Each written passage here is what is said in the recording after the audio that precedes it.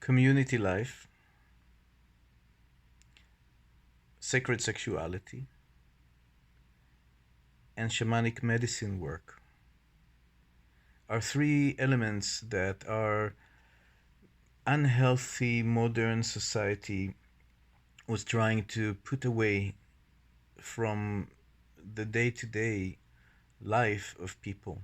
People used to live in communities, in intentional communities, and in just in tribes and family communities, probably for hundreds of thousands of years until the modern age and the isolation and the separation that it created. Until we today, we all yearn, many of us yearn to live in community, but we don't actually know how to make it into the also the benefits of the modern life. Communities of choice versus communities that you were born into in the ancient times. Well, it's a good thing to discover and to be curious about and to learn for humanity.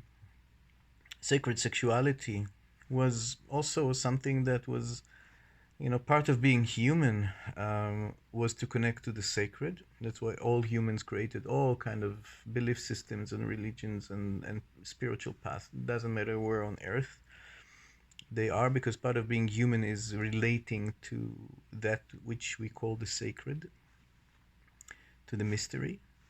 And sexuality, before Christianity and other religions were so afraid of the depth of that and wanted to also control people, sexuality was part of the mystery. And part of the mystery rites in ancient Egypt, in ancient Mesopotamia, in ancient Canaan, what today is Israel, in ancient Japan, in ancient China, in ancient India, anywhere in the world, basically. Again, thousands and thousands and tens of thousands of years of tradition of that sexuality was just like one of the aspects of being human. I mean, how not? And sacred sexuality was practiced on the side of casual sexuality, of course. But sacred sexuality was part of the rites in many, many, many human traditions. All those traditions also explored all kind of medicines. They didn't see it as drugs. They saw it as gifts from the gods, whether it's the kykeon in ancient Greek that was part of the great mysteries, of the Elysian mysteries, that all the great Greek philosophers were part of that, um, all the way through the Mayan tradition, that had all kind of cactuses and some say actually today that even the Torah was written under some DMT injection from acacia trees. That the mythology of the Torah says that the tabernacle, the temple in the desert, was built from acacia trees. So this were another. My feeling is that part of the next stages of humanity is bringing back all those elements. The old structures of power, state, religion are falling apart. We know that it will just take time. The new reality, which might take a generation or two or three, who knows, will be made of communities of choice that people actually learn how to share their lives together financially, sharing power, sharing sexuality. In what ways? What ways are healthy for the individuals that want to take part in that? The exploration of sacred sexuality, which has to do with the exploration of how do I relate to the source, because we're all made of love and we're all made of sexual love. So how do I relate to the source of who I am? Has to do with the way that I relate to the flow of eros. Now, many of those medicines actually are eros, and when I say eros, I don't mean penis and vagina. I mean, the flow of life, the flow of life force that is actually connecting heaven and earth through us.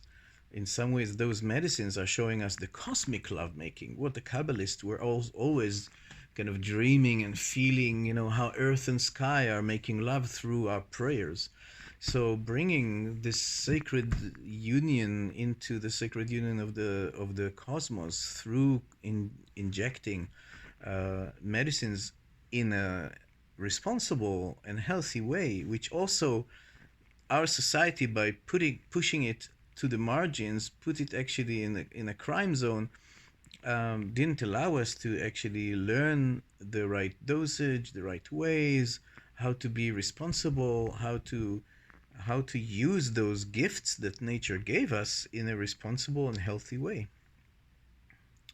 So exploring community life, sexuality, sacred sexuality, prayer, the depth of the individual and our connection with each other, with the connection with nature, with the connection with plants that are here on earth, given to us.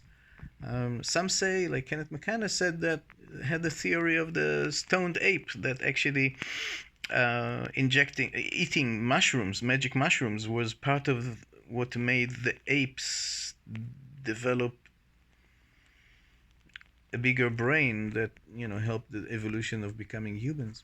Maybe it's a good, nice theory, but definitely I am sure that bringing those elements together is a part of the step into the future of what humanity is. I know that many people in the shamanic medicine world are still very far from embodiment and from actually learning and knowing how to work with sexuality. There is an awakening that's starting to happen there. Sometimes not in a healthy way, because there is a lot of, let's say it in a simple way, there's a lot of people who work with shamanism who are abusive sexually because they never did the work of integrating sexuality into their spirituality work. So it stays in the shadows, and it strikes from the shadows. So but there is an awakening start to happen also in the world of tantra and sacred sexuality. There is an awakening of like, okay, let's be curious about how to use medicines in a good way, and everybody want to live in community. So I'm kind of sure that these are the frontiers actually of the research into our future, together with other aspects of how to share power, what is a healthy economy, and other aspects that are, everything is connected, but not for this video. I'm excited to actually be in these frontiers and work with people around the world in those aspects of community, sacred sexuality, sacred medicines. Yeah, talk to me if you want to know more.